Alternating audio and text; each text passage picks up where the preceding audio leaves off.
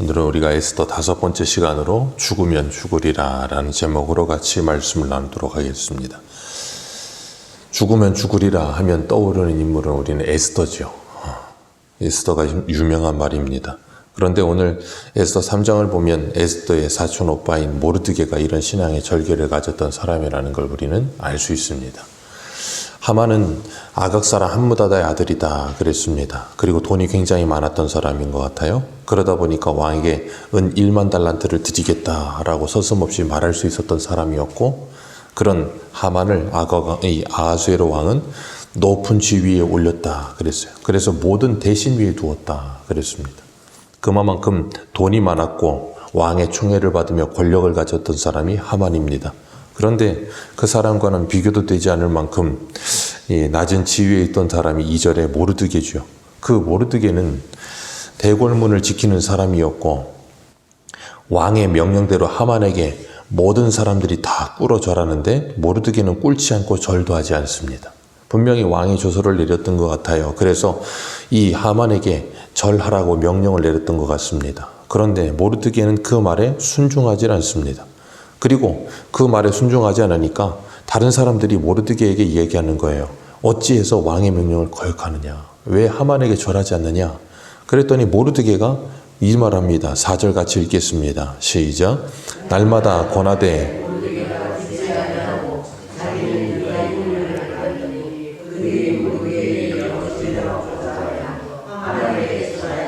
아멘.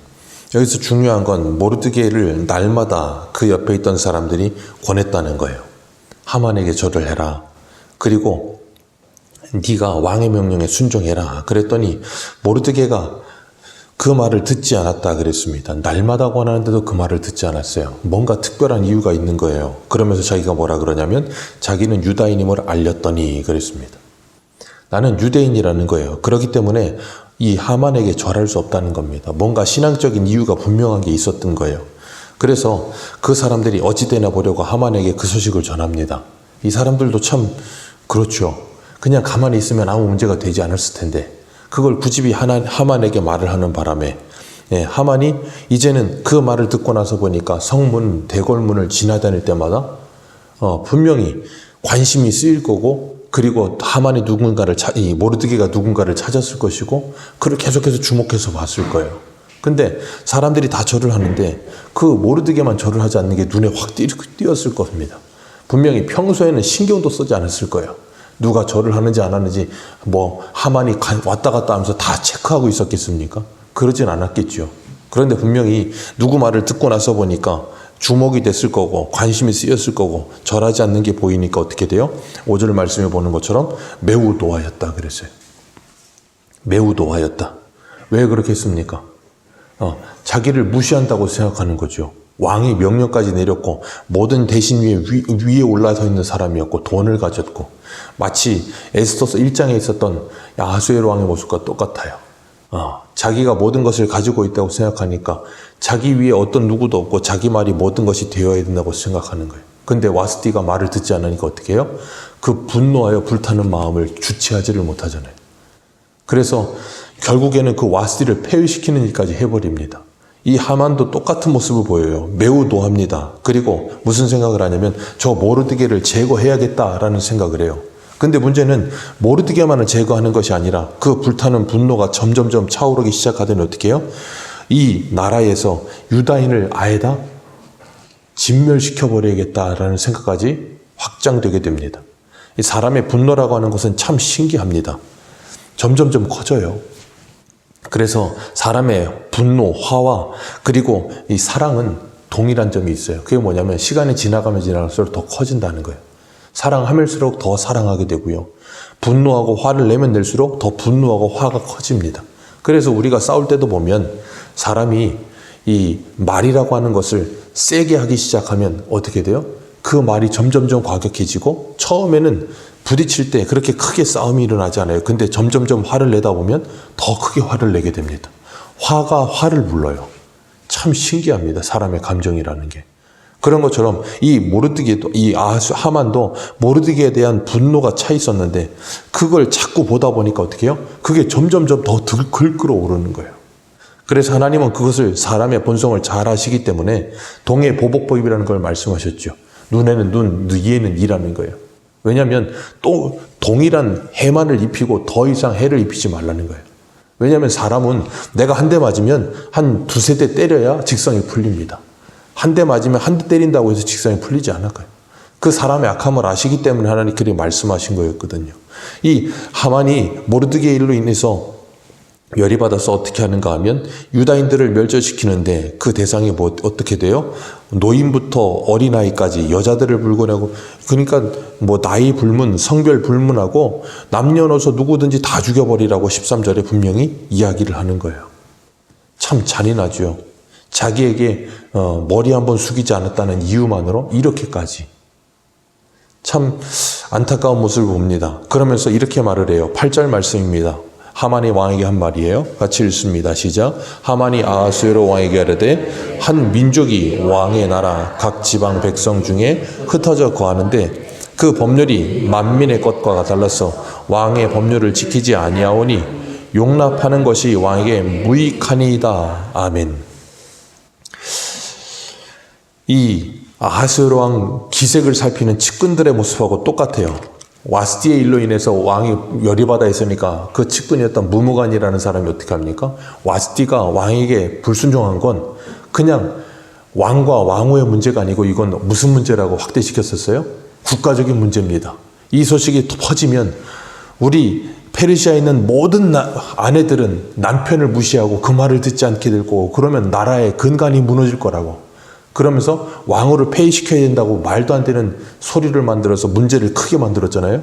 이 하만도 똑같아요. 이 모르드게가 자기에게 머리 숙이지 않는 그 하나 문제를 가지고 어떻게 합니까? 한 민족이 왕에게 반역을 일으킬 거라고. 이렇게 말도 안 되게 일을 크게 만들어요. 그러면서 모두 다 죽여야 된다라고 이야기를 합니다.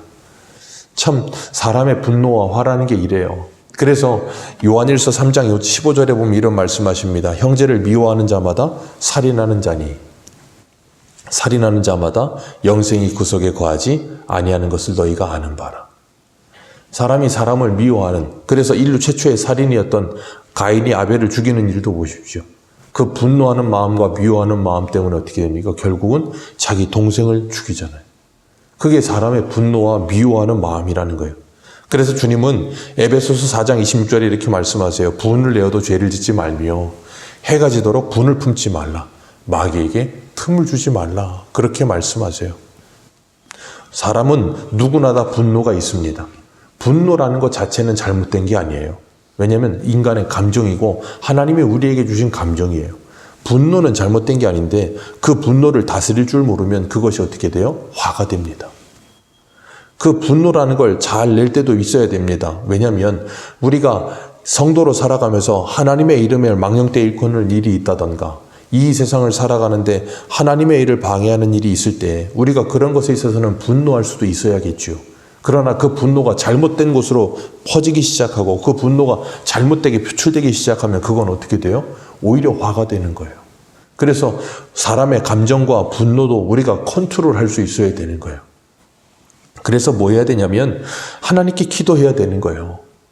의롭게 분노하는 것도 중요하지만 그것이 지나쳐버려서 아까 말씀드린 것처럼 사랑이 점점 커지는 것처럼 화를 내다 보면 그 화에 내가 사로잡혀 버리거든요. 그리고 나면 왜 화를 내는지도 잊어버리게 됩니다. 그렇기 때문에 그걸 조심해야 되는 거예요. 모르드게가 왜 하만에게 절을 하지 않았는지에 대한 내용은 에스더서에 분명하게 나오지 않아요. 그러나 분명한 건 신앙적 이유였기 때문에 그가 4절에 자신이 유대인이라는 걸 밝힙니다. 그러면서 자신의 신앙의 정조상 나는 하만에게 머리 숙여 절할 수 없다라고 이야기하는 거예요. 이런 일들은 성경에 무지기수로 많이 일어납니다. 다니엘서도 보면 다니엘의 세 친구들이 느부갓네살 왕이 두라 평지에다가 금신상 만들어 놓고 나팔 불면 그것에 절하라는 거예요. 그랬더니 그 세 친구 사드락 메삭 아벳느고가 한 말이 뭡니까? 우리는 절할 수 없답니다. 그래서 사람들이 왕에게 그 이야기를 전하니까 느부갓네살이 심히 노합니다. 심히 노하여 그들에게 다시 기회를 줘요. 나팔 불면 절하라는 거예요. 그랬더니 그 세 친구가 하는 말이 뭐냐면 우리는 왕의 말에 순종할 수 없고 왕이 우리를 푸른불에 던지신다 할지라도 하나님께서 우리를 건지실 것이며 그리 아니하신다 할지라도 우리는 죽는다 할지라도 금신상에게 절할 수 없다는 거예요. 왜요?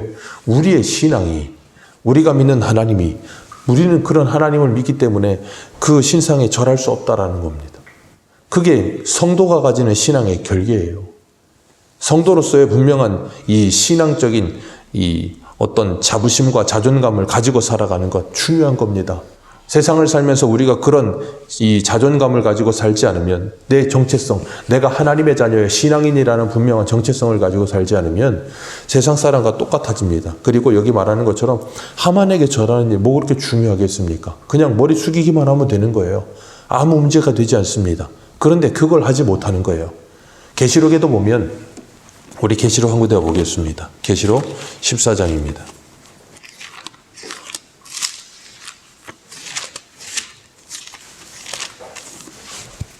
계시록 13장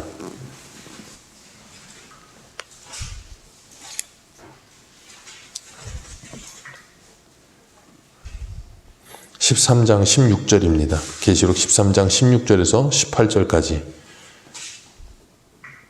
같이 읽겠습니다. 시작. 그가 모든 자, 곧 작은 자나 큰 자나 부자나 가난한 자나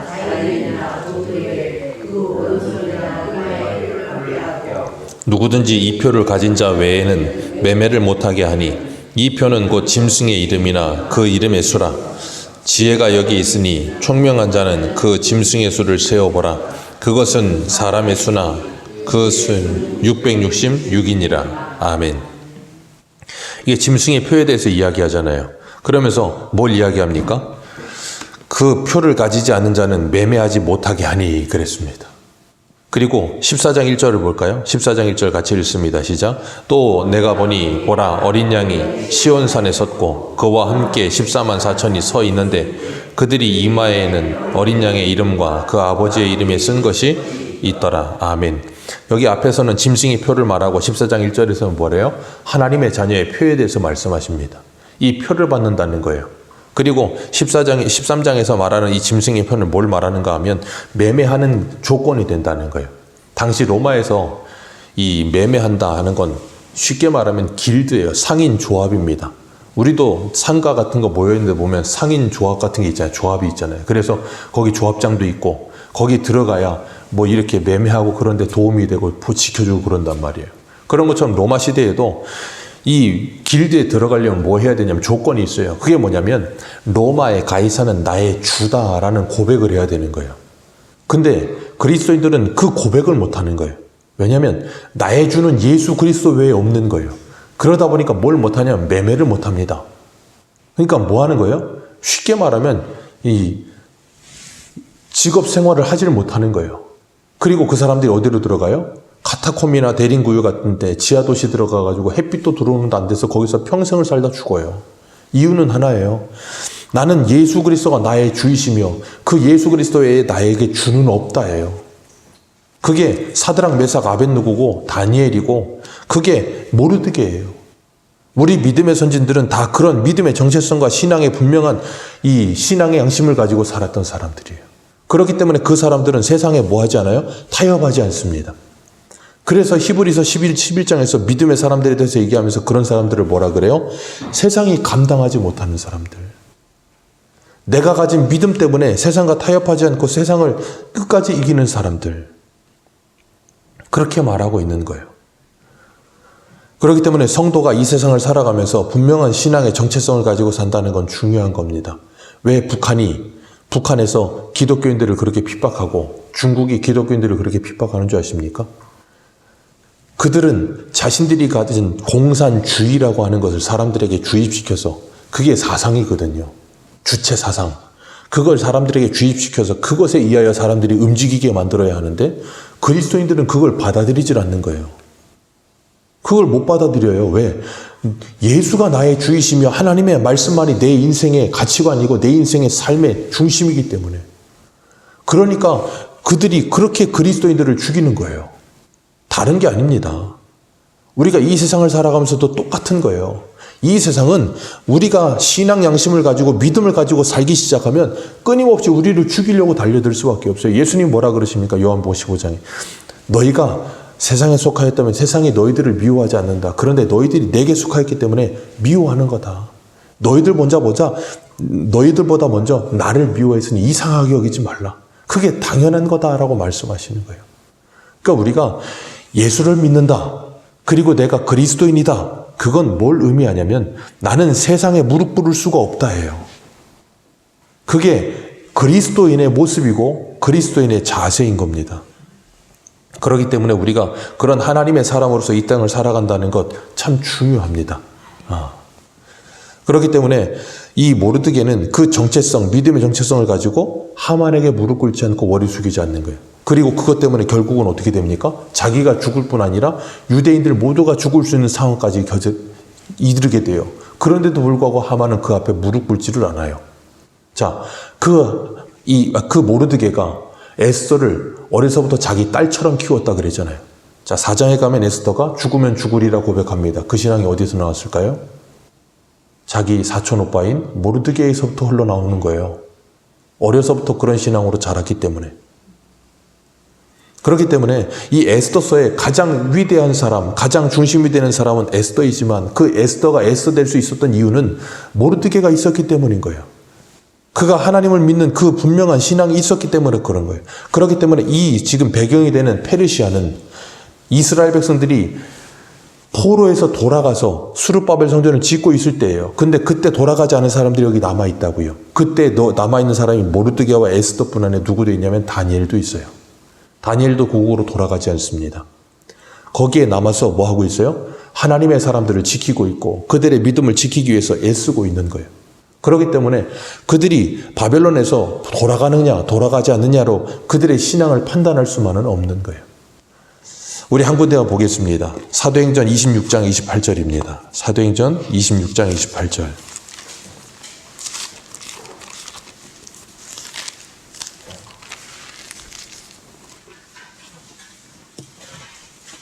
사도행전 26장 28절입니다.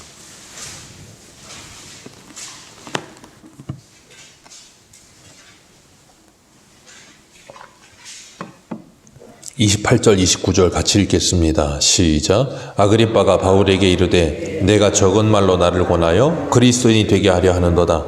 바울이 이르되 말이 적으나 많으나 당신뿐 아니라 오늘 내 말을 듣는 모든 사람도 다 이렇게 결박된 것 외에는 나와 같이 되기를 하나님께 원하나이다. 아멘. 사도 바울이 자기의 간증을 한 거지요. 그랬더니 그 말을 들은 총독이 24절 한번 읽어봅니다. 24절입니다. 시작. 바울이 이같이 변명하며 베스도가 크게 소리내어 이르되 바울아 내가 내 많은 학문이 너를 바울 보고 뭐라 그래요? 너 미쳤구나. 아그리빠도 뭐라 그래요? 네가 적은 말로 우리를 그리스도인 되게 하려 하는구나. 그랬더니 바울이 하는 말이 뭐라고요? 내가 말이 적으나 많으나 당신뿐 아니라 여기 있는 총독이든 왕이든 누구든 간에 다 누구처럼 되기를 원합니다. 나처럼 되기를 원합니다. 왜요? 사도 바울은 지금 죄수의 신분으로 묶여 있지만 거기에 가장 화려한 옷을 입고 가장 높은 위치에 있는 사람들보다도 자신이 하나님께 더 복을 받은 사람이라는 분명한 정체성이 있었던 거예요. 그러니 이 아그리빠 왕과 베스도는 누가 불쌍해요? 사도 바울이 불쌍합니다. 근데 사도 바울은 누가 불쌍해요? 그 왕과 총독으로 앉아있는 베스도와 아그리빠 왕이 불쌍한 거예요. 그러니 너희도 나처럼 됐으면 좋겠다라고 말하는 거예요. 이게 성도가 세상을 살아가는 분명한 세계관이고 정체성입니다. 우리가 이 세상을 살아가면서 세상 사람들과 똑같은 모습으로 세상 살지 않아요. 그래서 세상 사람과 똑같은 모습으로 세상을 부러워하며 살지도 않습니다. 다니엘의 세 친구, 우리가 다니엘서 보면 알 수 있지만 금신상에게 절하기 전에 그들은 그 지방을 맡아서 관리하던 관리들이었습니다. 다니엘,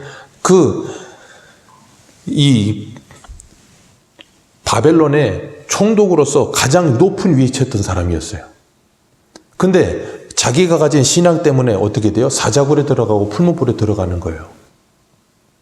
다니엘이 그 하나님께 절할 때 다니엘을 모함하는 사람들이 30일 동안 다른 신에게 섬기지 못하고 왕만 섬기게 하라고 조서를 내리고 어인의 이 도장을 찍었습니다. 조서에다가. 근데 다니엘이 그걸 알고도 뭐합니까? 자기 집에 들어가서 창문을 열어놓고 하나님께 기도를 해요. 창문을 닫아놓고 기도해야 되는 거 아닙니까? 그래도 신앙이 있으니까 기도는 해야 되는데 누가 보면 안 되니까 창문을 닫아놓고 해야 되는 거 아닙니까? 근데 창문을 열어놓고 기도합니다. 그 말은 뭐예요? 누가 보든지 보지 않든지. 마가복음에 보면 아리마대 사람 요셉이라고 하는 사람이 예수님이 죽고 나니까 뭐합니까? 빌라도에게 가서 당돌이 예수의 시체를 달라 하니 그랬습니다. 존귀한 공회원이요. 사내들이 공회원이라고요. 거기에서 만약에 예수를 시체를 달라고 하는 그 소식이 들려져서 그가 만약에 예수 믿는다는 걸 알면 그 사람은 거기서 쫓겨나요. 사드락, 메삭, 아벳느고, 다니엘도 다 거기서 쫓겨납니다. 그런데도 불구하고 그들은 뭐 하고 있어요? 내가 예수를 믿는다는 걸, 내가 하나님을 믿는다는 걸 숨기지 않아요. 오늘 모르드게는 자기가 그 하나님을 믿는다는 그 신앙적 결계 때문에 죽을 수도 있고 자기 민족이 멸절될 수도 있는 상황에서도 뭐 하지 않아요? 그 신앙을 내려놓지 않아요. 이걸 그리스도인이라고 부르는 겁니다. 우리가 이 세상을 살아가면서 오늘날 우리도 마찬가지입니다. 우리가 세상 살아가면서 내가 성도로서 내가 예수 믿는 사람으로 세상을 산다는 건 세상 앞에 그런 삶을 사는 거예요. 그래서 요한일서에 주님 뭐라 그러십니까? 우리가 무릇 하나님께로부터 난 자마다 세상을 이기느니라. 세상을 이기는 이김은 이것이니 너희의 믿음이니라. 그 하나님을 믿는 믿음, 그 하나님을 믿는 믿음이 우리를 뭐하게 만들어요? 세상을 이기게 만들어요. 그래서 오늘 제목을 죽으면 죽으리라예요. 내가 죽으면 죽었지 내 신앙을 잃어버리고 내가 머리 숙여 절하지 않는다. 우리가 이런 믿음의 각오를 가지고 이 세상을 살아가면서 오늘도 우리가 세상의 그 무엇으로 살지 않고 예수로 말미암아 사는 인생이다. 우리 어제 오전에 말씀을 요한복음 들었잖아요. 그 예수로 사는 인생이라는 것에 대한 분명한 신앙의 결계를 가지고 이 세상에서 믿음으로 승리하시는 하루 되시기를 축복합니다. 기도하겠습니다.